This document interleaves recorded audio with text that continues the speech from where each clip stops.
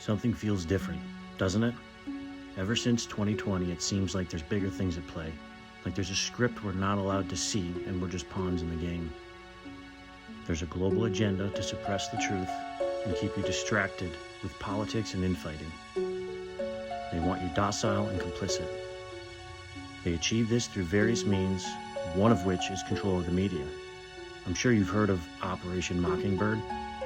It started in the early years of the Cold War when the CIA manipulated domestic American news media organizations and foreign journalists with lies and propaganda.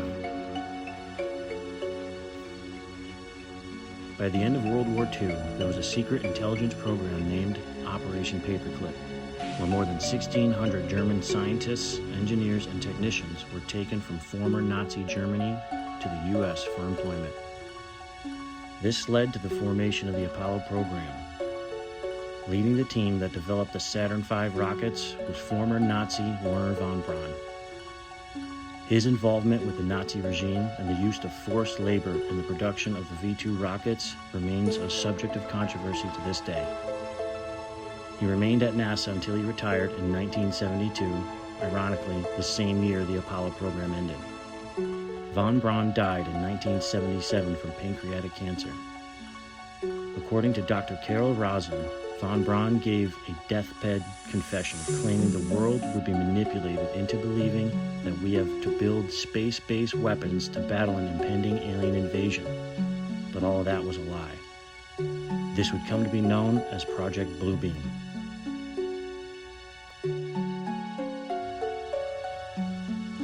The UFO phenomenon was ultimately buried in secrecy under the Atomic Energy Act of 1946 during the Manhattan Project. This gave the Atomic Energy Commission total control over this information. On July 8, 1947, the FBI Dallas field office sent a teletype regarding a flying disc recovered near Roswell, New Mexico. In that same year, famed American aviator Kenneth Arnold also made headlines when he purportedly saw 9 flying saucer-like objects flying in unison near Mount Rainier, Washington, thus coining the term flying saucer and igniting the UFO frenzy.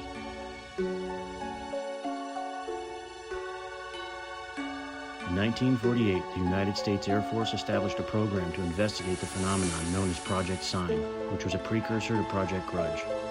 Both programs only lasted a year due to dissatisfaction with the investigations. This led to the creation of Project Blue Book in 1952. Dr. J. Allen Hynek was the leading scientific consultant for the investigations. The project's location was at Wright-Patterson Air Force Base in Ohio, which is also believed to be the location where the Roswell wreckage was stored.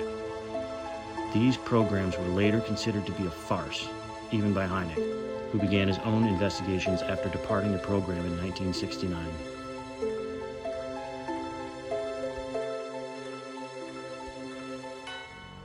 In 1989, investigative journalist George Knapp of KLAS-TV in Las Vegas played a pivotal role in bringing the story of Bob Lazar to the public's attention. Knapp detailed Lazar's claims of working at a secret facility known as Area S4 and efforts to reverse engineer recovered UFOs. This story made Area 51 a household name and one of the most famous places on Earth. For the next 30 years, the UFO phenomenon had become tantamount to pop culture fiction, leading the public to formulate wild conspiracy theories largely inspired by said fiction. That is, until 2017, when the New York Times published an article detailing a secret Pentagon program to investigate the phenomenon known as ATIP. Since then, there have been efforts made to uncover the truth about the phenomenon, which led to congressional hearings with UFO whistleblowers and eyewitness testimony with intimate knowledge of the program. The veil is being lifted, slowly but surely.